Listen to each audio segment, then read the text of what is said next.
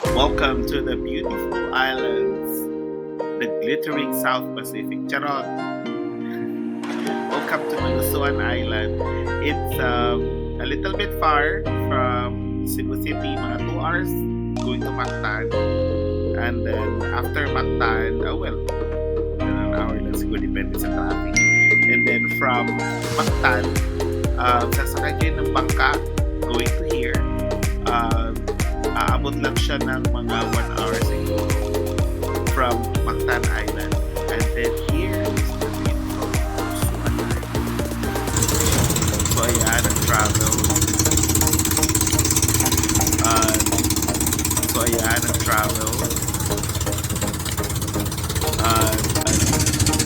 There's also another island na medyo malapit lang siya.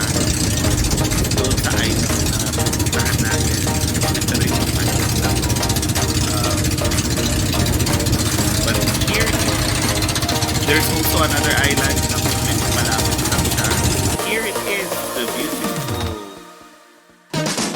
Nalusuan Island. Ang ganda ng isla. Maraming mga fish pero hindi pwedeng ulitin kasi it's a fish aquarium. Maganda siyang pang private party, to be honest. Pwede siya pang reception sa kasal, pwede siya pang private party, na birthday, mga celebration sa Mumbai. Dito nyo ganapin. May rooms din naman na ilan, pero mostly may makikita mo talaga is the beach itself and then sea activities and restaurants. Meron pa silang buffet. So, yeah, it's a pretty good beach tour.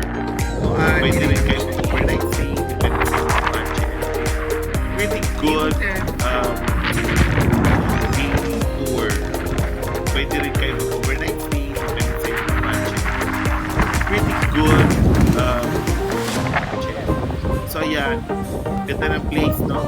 So, actually, ang place na ito ay privately owned.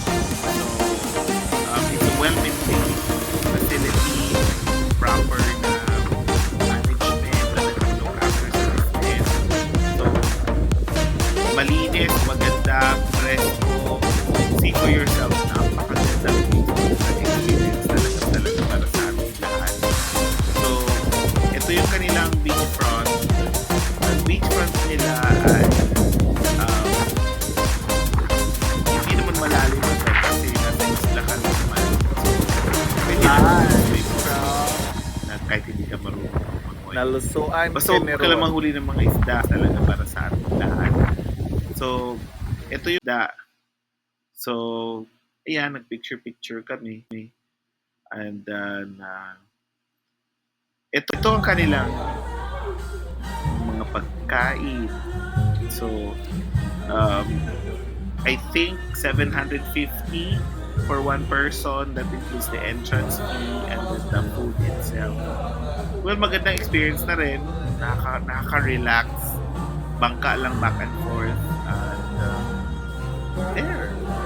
Thank you for watching, everyone. Ito ang kanilang